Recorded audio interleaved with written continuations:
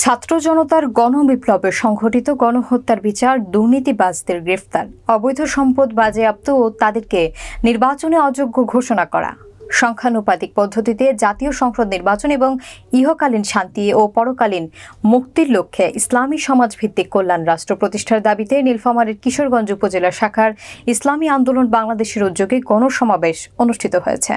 বিস্তারিত থাকছে কিশোরগঞ্জ উপজেলা প্রতিনিধি আওলাদ মিয়ার প্রতিবেদনে। মঙ্গলবার দুপুর 2টায় কিশোরগঞ্জ শহীদ মিনার চত্বরে এই গণসমাবেশ অনুষ্ঠিত হয়। ইসলামী আন্দোলন বাংলাদেশ কিশোরগঞ্জ উপজেলা শাখার সভাপতি প্রকৌশলী হাফেজ মোহাম্মদ আব্দুল হালিমের সভাপতিত্বে প্রধান অতিথি হিসেবে উপস্থিত ছিলেন ইসলামী আন্দোলন বাংলাদেশের প্রেসিডিয়াম সদস্য অধ্যাপক মাহবুবুর রহমান।